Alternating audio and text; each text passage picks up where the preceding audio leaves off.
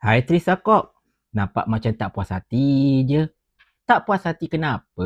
Orang cakap benda betul kan? Terasa ke? Kita intro dulu.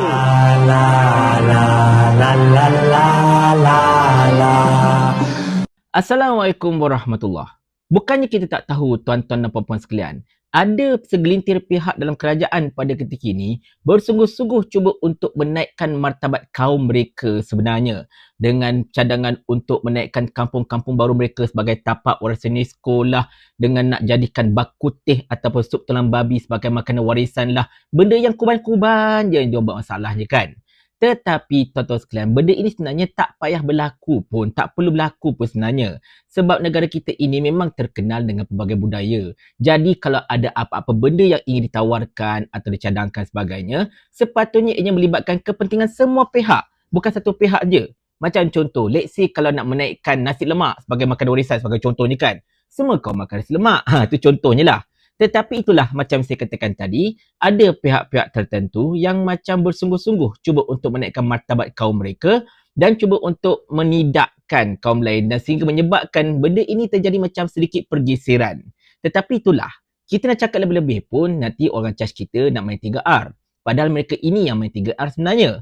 Sebab kalau kita memperjuangkan hak orang-orang Melayu sebagai contohnya, kita dituduh sebagai resis. Tetapi bila mereka memperjuangkan hak kaum mereka dan sebagainya, apa pasal tak dituduh resis pula kan? Tetapi itulah dia tuan-tuan dan puan-puan sekalian. Dalam persidangan parlimen baru-baru ini, ahli parlimen Bera yang juga merupakan mantan Perdana Menteri Datuk Seri Ismail Sabri Yaakob telah mengeluarkan satu kenyataan yang saya kira memang sangat-sangat bertepatan sebenarnya. Tetapi nampak gayanya macam ada orang tak puas hati dengan apa yang telah dituturkan oleh Ismail Sabri tersebut. Siapakah dia? Cuba tonton video ini. Justru sensitiviti kaum perlu dijaga. Maka tanggungjawab yang besar perlu digalas oleh pemimpin supaya lebih berhati-hati untuk mengeluarkan sebarang kenyataan. Kenyataan seperti mengangkat Kampung Baru Cina sebagai tapak warisan UNESCO dan bak kutih sebagai makanan warisan tidak akan mengukuhkan integrasi kaum, malah boleh menimbulkan polemik yang berpanjangan.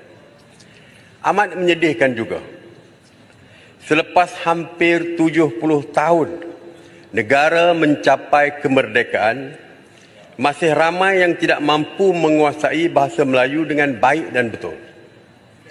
Kita masih gagal dalam memupuk perpaduan. Dekat sini tuan-tuan sekalian, kita nampak sangat Teresa Kok ni macam tak puas hati dengan apa yang telah dituturkan oleh Ismail Sabri. Padahal apa yang beliau cakap itu adalah benda yang betul. Sebab benda-benda yang dicadangkan oleh pihak DAP ini whatsoever, benda yang tak patut dicadangkan pun sebenarnya. Apa point dia? Dan kalau nak kata orang Melayu sahaja yang bising pasal benda ini, orang-orang Cina pun ada yang bising. Terutamanya mereka yang berpendidikan tinggi. Mereka yang ada stature dalam masyarakat. Mereka yang memang disegani. Seperti Dr. Ridwan T, seperti Profesor Teo Kok Siong dan macam-macam lagi. Ramai lagi sebenarnya yang tak puas hati dengan tindakan segelintir kaum mereka sendiri ini melakukan perkara-perkara yang boleh kita katakan sebagai cuba untuk menggugat kestabilan hubungan antara kaum sebenarnya dekat negara kita ini. Tetapi Profesor Teo telah melangkah setapak lagi sebenarnya dengan menyatakan bahawa sekolah-sekolah jenis kebangsaan Cina ini merupakan lubuk kepada perkauman hingga menyebabkan orang-orang Cina ini menjadi semakin jauh dan tidak mahu berasimilasi dengan kaum-kaum lain dekat negara kita ini, terutamanya orang Melayu. Dan kenyataan beliau itu sebenarnya bertepatan. Kita semua tahu benda ini tuan-tuan sekalian. Dan anda kata kalau orang Melayu yang cakap benda itu, kita boleh argue lah. Tetapi yang cakap benda ini ialah orang Cina sendiri. Tetapi anda lihatlah reaksi segelintir orang Cina terhadap kenyataan Dr. Teo ini. Masing-masing mengatakan bahawa dia Cina yang telah lupa asal usul dan sebagainya. Bahkan Teresa Kok, yang sama tak puas hati tu, dia minta supaya siasatan dikenakan ke atas Dr. Teo kerana telah mengeluarkan satu kenyataan yang boleh menghasut. Nampak tak kat situ?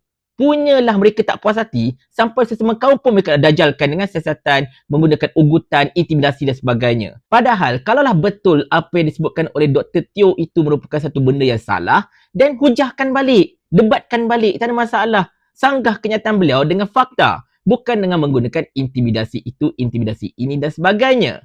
Tetapi itulah dia tuan-tuan sekalian, apa yang disebutkan oleh Dr. Teo itu adalah betul. Kebenaran itu memang pahit untuk ditelan. Dan saya dari dulu cakap, sekolah-sekolah jenis kebangsaan Cina ataupun Tamil ini sebenarnya tak perlu wujud pun dekat negara kita ini. Bukannya ada dalam perlembagaan pun. Sebaliknya, kalau kita nak orang Cina ataupun orang India, even orang Melayu pun mempelajari bahasa Mandarin ataupun bahasa Tamil dan sebagainya, dan wujudkan saja silibus untuk kelas-kelas bahasa sedemikian dekat sekolah-sekolah. Kita mungkin boleh buat satu silibus tambahan, kelas Mandarin, kelas bahasa Tamil. Tak ada masalah.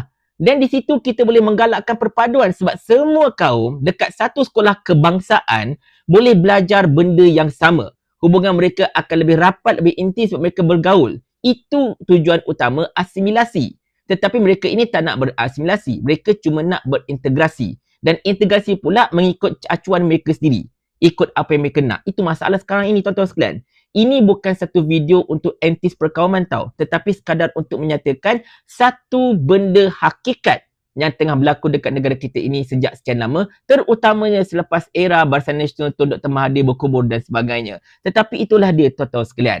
Berbalik kepada kisah Dr. Teo tadi itu. Kenyataan beliau itu betul. Dan sekarang beliau telah dihentam kiri kanan depan belakang oleh bangsa beliau sendiri. Tetapi, bak kata Dr. Ridwanti, pemimpin-pemimpin Melayu, MP-MP Melayu, terutamanya di Perikatan Nasional, seakan takut, seakan tidak mahu untuk mempertahankan Dr. Teo, padahal apa yang disebutkan oleh Dr. Teo itu sebenarnya betul. Sekarang ini anda fikirlah, yang membawakan kisah ini ialah seorang Cina juga. Dan sepatutnya kita sebagai MP-MP Melayu ini, kita kena support dia. Sebab apa yang disebutkan itu adalah benda yang betul.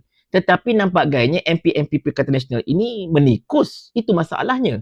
Jadi itu membangkitkan persoalan. Kenapa agaknya mereka ini menikus?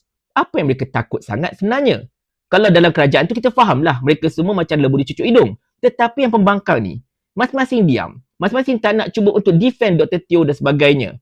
Dan benda ini mendatangkan perasaan yang kurang senang kepada Dr. Ridwanti dan juga beberapa pemain-pemain berbangsa Cina yang lain yang prominent seperti Firdaus Wong dan sebagainya.